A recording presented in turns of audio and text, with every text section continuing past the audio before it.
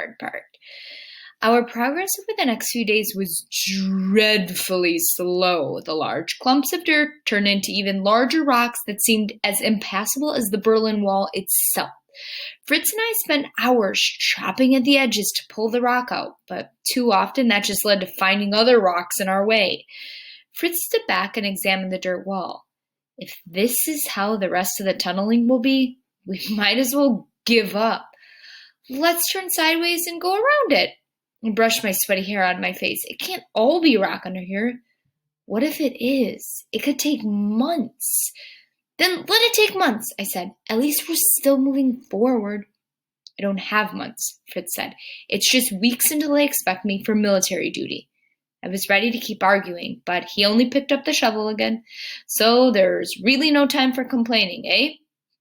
He was the one who complained, not me. And besides, I was still feeling the surge of energy from our brief argument. I used it to pry my fingers into the dirt and yank out one of the larger rocks.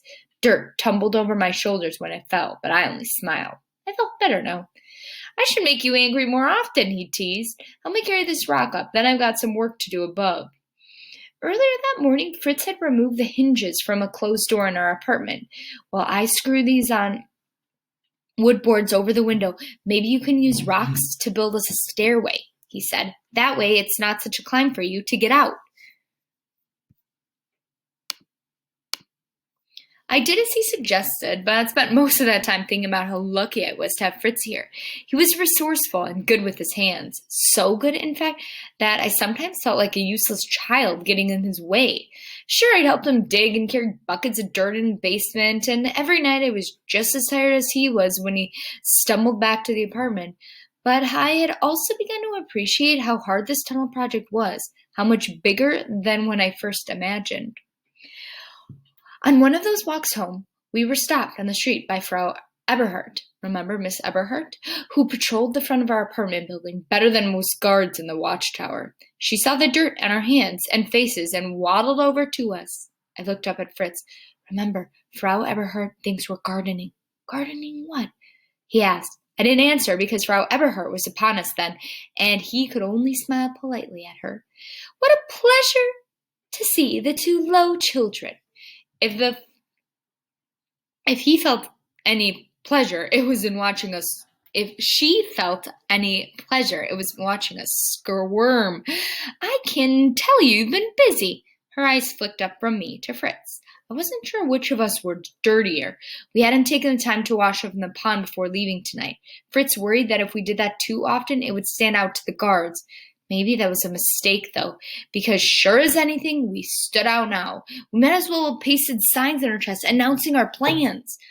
We have been busy, I said, a bit too defensively. Oh, maybe she's like, we have been busy, I said, a bit too defensively. And we're late for supper, so if you'll excuse us. Late for whose supper? Frau Eberhardt asked. Your mother isn't there to prepare it. Where has she been? I miss visiting with her. She didn't miss visiting with Mama because my mother avoided her like she'd dodge a black cat sitting on a crack on the sidewalk. And this woman was far unluckier than any old wives' tale. Our mother is helping our grandmother recover from an injury, Fritz said. We expect her back very soon. Maybe tonight, I offered, which is why it would be rude to be late. Even as the words fell from my mouth, personification, I could have kicked myself for saying them. Why use such a stupid lie to remind her that I had already tried to lie before? Fritz covered for me. Goethe means that we are hungry and we need to get some supper. We wish our mother was home to share with us, but if she isn't, we expect her soon.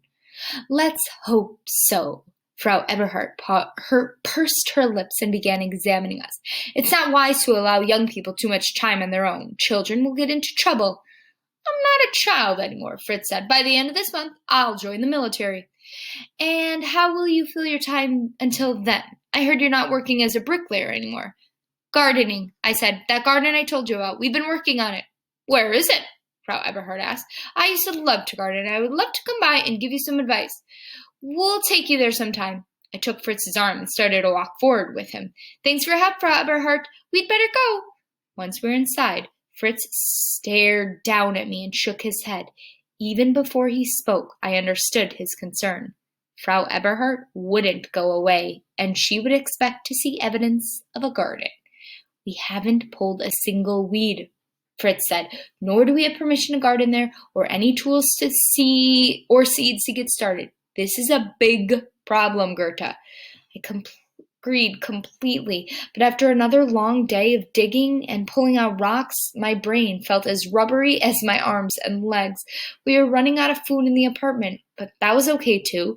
As tired as I was, I didn't feel all that hungry anyways. I barely took enough time to wash off before I fell into my bed, already asleep as my head hit the pillow. Chapter 22. As soon as you trust yourself, you will know how to live. Johann Wolfgang von Goethe, German writer and statesman. I slept late the next morning, and when I awoke to bright sunshine, I darted from my bed. Why was it so quiet in here? Had Fritz overslept too? He wasn't in his room, and when I called his name, there was no answer. Now in a panic, I ran into the front room. He was definitely gone, and his shoes were missing from beside the door. My first thought was that he had gone over to the Welcome building on his own. Remember the building where they're building the tunnel underneath in the basement? But I hope that wasn't the case. We had agreed that it was always safer for the two of us to go together. Still, I went on a hunt for my shoes, wherever I had pulled them off in the fog last night. I remember she was very tired and drowsy last night. While looking for them, I spotted a note on the kitchen table from Fritz. It only said, "Be back soon. Stay here." There was no word about where he had gone or why or how long he would be gone other than soon, which was useless. Was it something dangerous? Was that why he chose to go alone? To keep me safe? Because if so, then how could I be sure he would be back soon, or even that he would come back at all? Remember, these things happen. They are in a very controlled region. With my heart threatening to pound out of my chest, I began pacing the floor. He'd said nothing last night about any errands.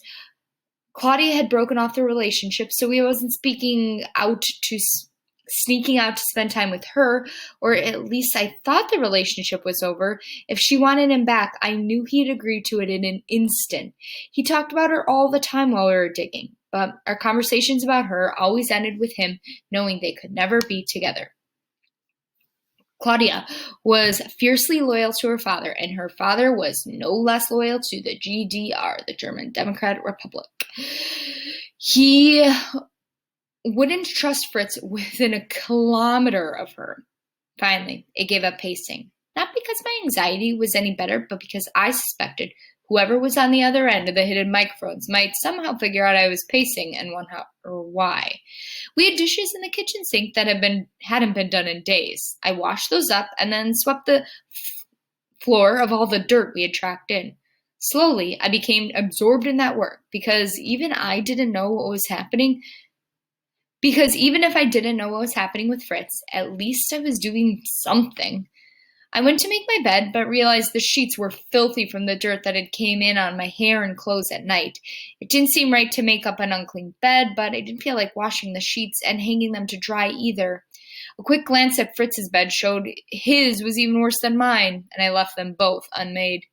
It was only then, as I slowed down, that I realized how hungry I was. I'd missed supper last night, and the sandwiches I made for Fritz and me at lunch got thinner every day. Fritz hadn't told me how much money Mama sent in her last letter, but he felt like we ought to save whatever was left for tunneling supplies rather than groceries. The more I went through our empty cupboards, the more I disagreed. We needed food. Mama kept a cookie jar on top of the refrigerator. I never went to it because, as far as I could tell, it never held cookies or sweets of any kind. But our food supplies were getting low. If she had stashed anything in there, I wanted it. I opened the jar, and immediately all my hopes deflated. It was empty. Of food, anyways. An old envelope was at the bottom, though, and I pulled it out, then caught my breath in my throat. It was a letter from Papa.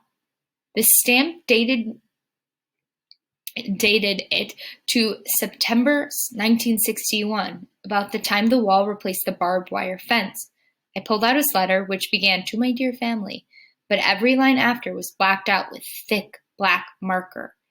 Every single line. No wonder Papa never wrote to us. There was no point in it. The envelope was addressed with our apartment number, and the return address came from West Berlin. If the return address was current, then this is where Papa lived now. Meaning the East, where they were living, they censored the mail, right? They read the mail, and if it contained any information that they didn't want the people living it to know, they would black it out, right? Because the West stood for freedom and the East did not. And maybe his letters were blacked out, but if I wrote him, would my words be blacked out too? I couldn't see anything wrong with a daughter writing to her father in the West, no matter who the father was and no matter what that daughter really wanted. It should be okay. Well, that last part wasn't true. I had to be careful. The letter I wrote to my father was simple. I said nothing more than what absolutely had to be written and weighed each word carefully, just in case the Stasi intercepted it. Papa, I hope all is well with you. We are all fine, though Mama is out of the city to take care of Oma Gertrude's broken leg. Could you please send some money to help us plant a garden? Fritz is looking for work, and we need a little extra. Love, Goethe. I debated whether to mention anything about the tunnel, but couldn't figure out a way to word it that wouldn't tip off the Stasi. There were so many questions I wanted to ask, none of them more important than whether Fritz and I were doing what he wanted by digging that tunnel. But I wasn't foolish enough to write a question like that. Before I could talk myself out of sending the letter, I put a stamp on it and ran down the street to drop it in the post office box. That's where I was when Fritz came running up to me with a paper in one hand and a bag in another. What are you doing out here? He asked. Nothing, I frowned at him. Where were you? I've been worried. Fritz pulled me near the wall of our building and showed me a paper. They're called Schubgarten, allotted spaces for interested families. The state gives permission to garden in certain areas, legally. I went to ask if we might use that small piece of land near the Welcome Building to make a garden. This paper is our permit, and in this bag, I even have some small gardening tools and corn seeds. They just gave them to us? The condition is that we don't own the land, and we certainly can't live on it. And technically, they'll own everything we grow, though they said we could share in the harvest. They don't mind that it's so near the wall. A lot of farmland comes up to the wall, so they're used to it. Fritz's smile was so wide he nearly spread off his face. Don't you see? We have a reason to be there now, even their permission. We don't have to sneak on and off the property anymore. My eyebrows furrowed. We have files, Fritz. Why would they give us permission? Fritz shrugged. The Stasi keep the files. Maybe the agriculture office doesn't know about them. He showed me the paper again. This is good news, Goethe. This could save us. I couldn't share his relief or excitement. This only changed one big problem into a different sort of worry. Yes, but now we'll have to build a garden instead of digging. When are we going to do that? Fritz smiled, still pleased with himself. We'll figure it out, Goethe. Now come on, we've got work to do. Ooh, big news.